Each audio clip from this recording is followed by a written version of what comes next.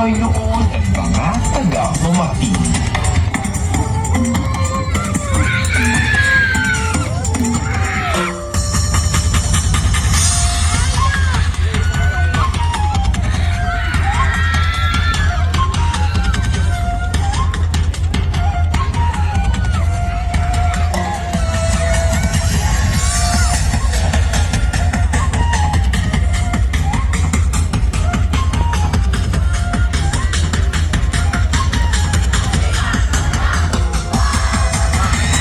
Paglipas ng panahon, yumabong ang kabuhayan ng mga taga-Mamatid at naging isang modernisadong barangay.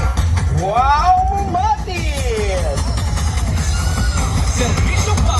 Balik sila! Balik sila! Wow, Mamatid!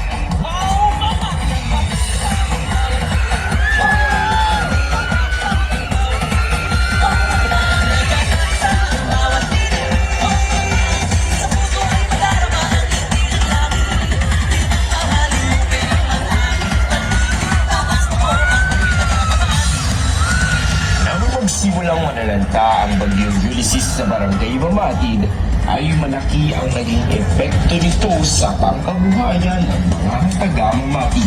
Isla rito sa naapektuhan ay ang pamilya ni Buboy na nasa kalagitnaan ng pangingisda ng mga sandaling iyon. At nang mauwi ito sa trahedyang hindi inaasahan hanggang sa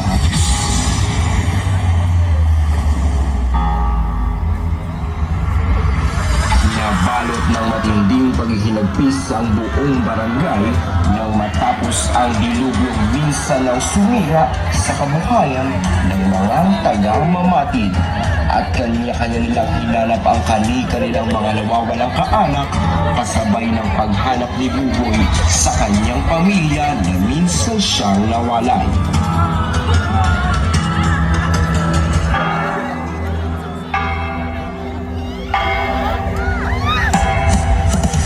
Sa pamamagitan ng pananampalataya ng mga taga-Mamatid ay nanaig ang liwanag na nagbigay ng pag-asa at simula.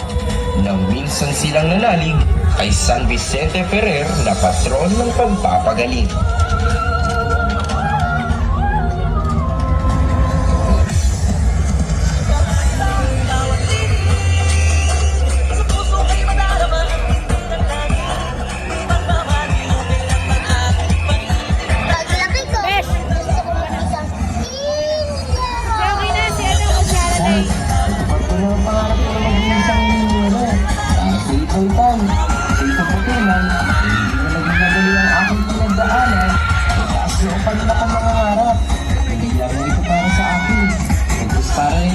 Sa barangay na aking kinalakhan, ang barangay ng mga mamamayang patid-patid, Barangay Mamatid.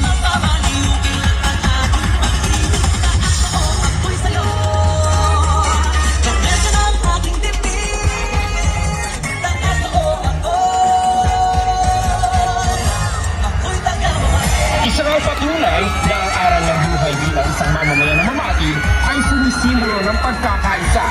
adhikain at tiwala sa sarili upang makamtan ang mga minimithing pangarap.